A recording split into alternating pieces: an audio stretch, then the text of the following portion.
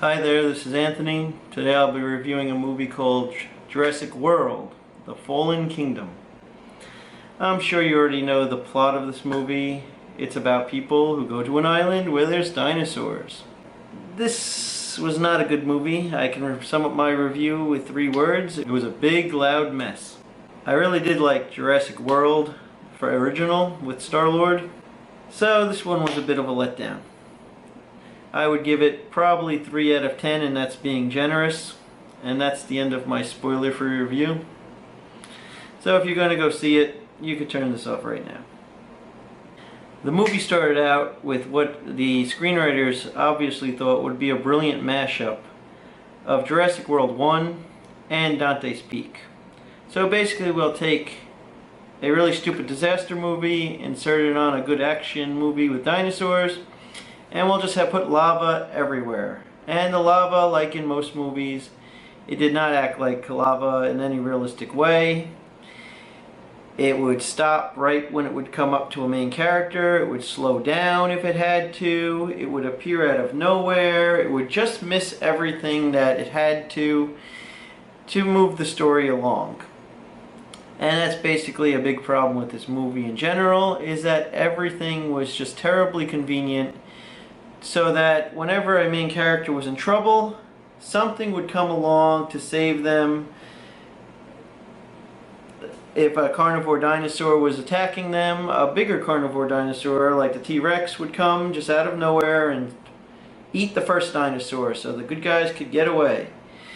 It was pretty stupid, and it was just a terrible script. It had nothing to do with the actors. They all did just as well as they did in the last movie. There was a couple new characters in this one. Finn and Rose showed up from The Last Jedi, and they were about as annoying as in The Last Jedi. Finn was just as scared. He didn't really want to be along for the adventure, and tried to run away basically at every opportunity he had. Rose, she had the same stupid heroic one-liners, except for in this movie, instead of being a mechanic, she was a dinosaur veterinarian. And apparently, even if you've never seen a dinosaur before, in person, living or dead, you will know exactly how to operate on a dinosaur, just like she did, if you go to dinosaur veterinarian school. Both of them vanished for probably about half the movie, again, and returned at the very end, and just as useless. I don't know why in all these movies they have to get an MIT computer expert guy who is obviously too young to actually know that much about computers. This character could have been a lot more entertaining if he was played by an older actor.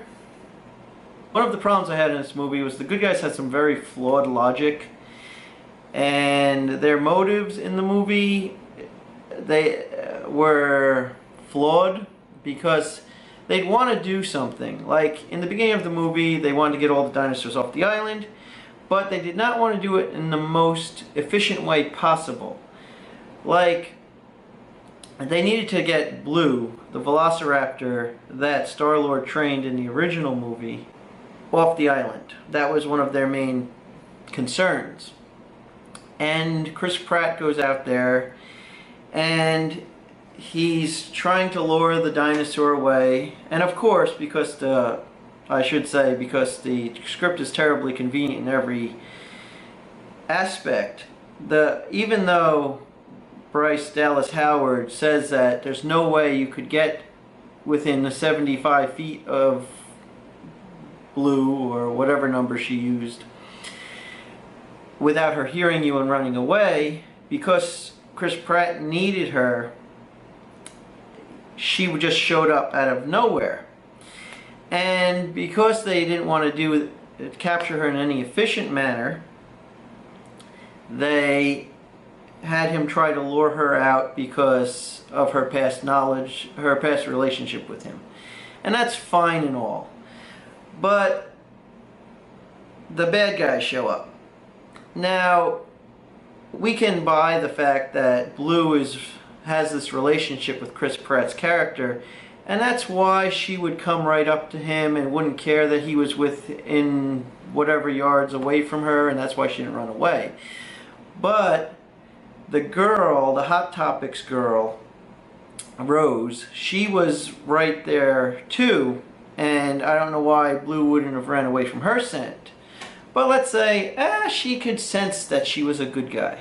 Because the dinosaurs in this movie obviously could sense that you're a good guy, because they didn't eat you.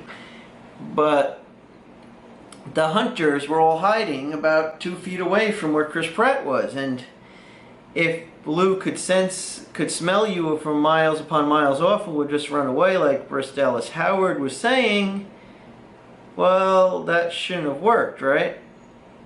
But everything's terribly convenient, so the dinosaur comes right there. Now, the hunters want to shoot the velociraptor because they want to capture it efficiently and get the hell off the island because, as I said, there was lava coming in everywhere.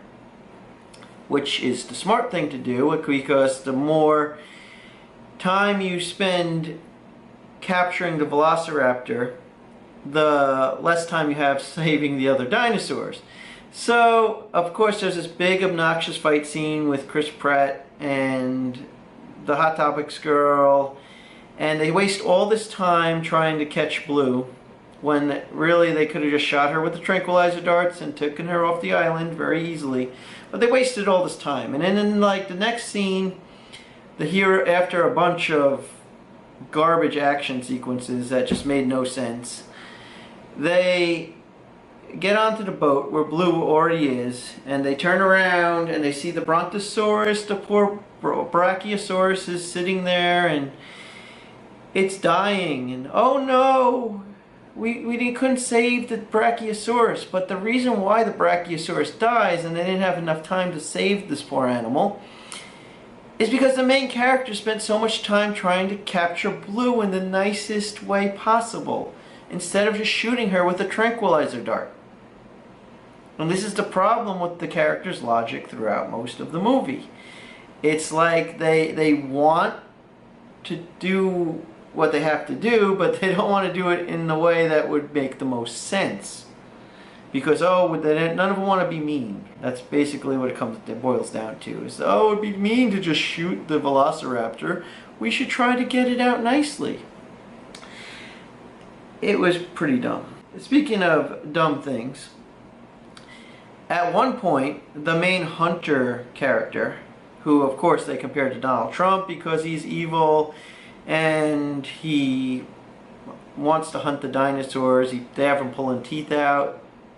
They compare him to Trump because he's evil.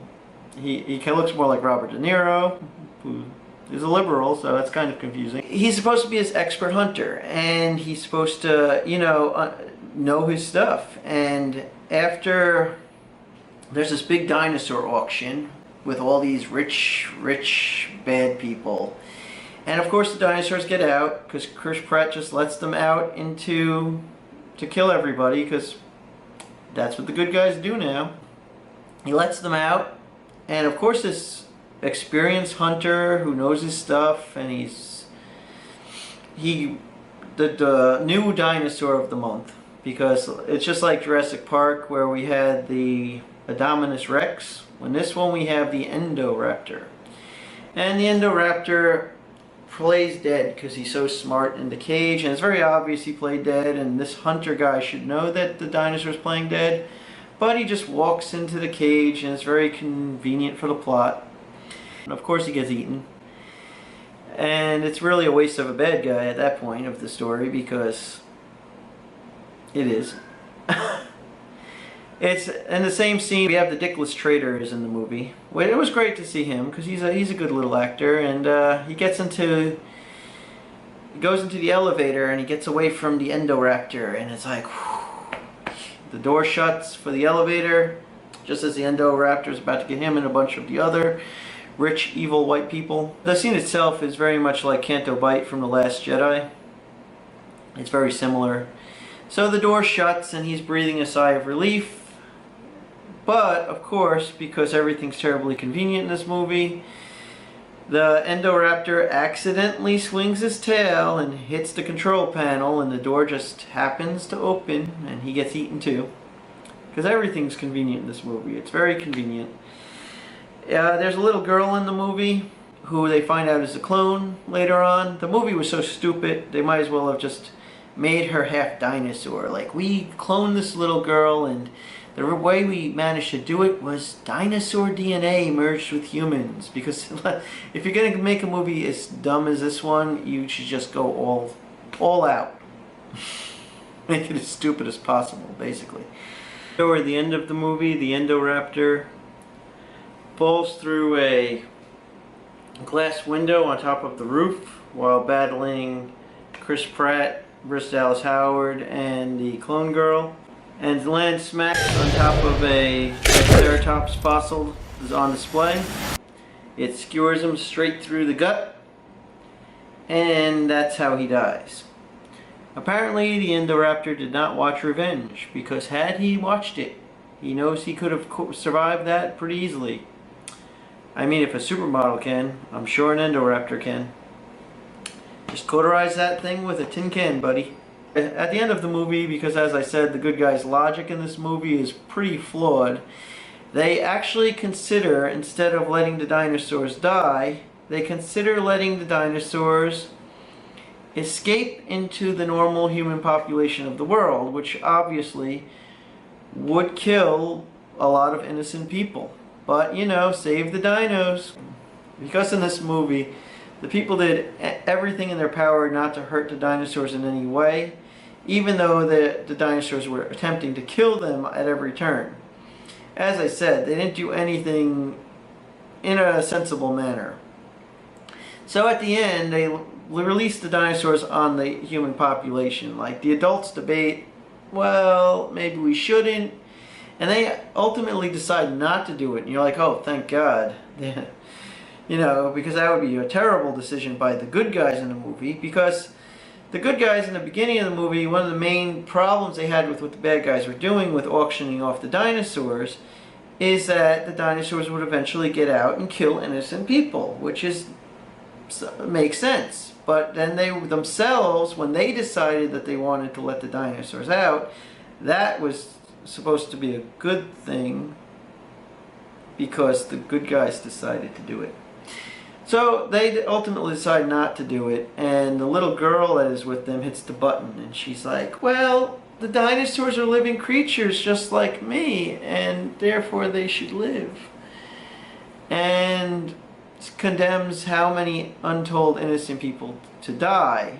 Except for the fact that in the movie it's pretty obvious that dinosaurs can smell if you're a good guy or a bad guy, because in this movie they didn't manage to eat a single good character. Every character they ate was bad. So maybe when they get out, they're only going to eat all the bad people. So, hey, that's not a bad thing, right? The movie sucked. I'm gonna just be honest here. It was terrible. It was just a big, dumb action movie with dinosaurs in it. I mean, the dinosaurs were nice to look at. So if you just want to go see dinosaurs, this is your movie.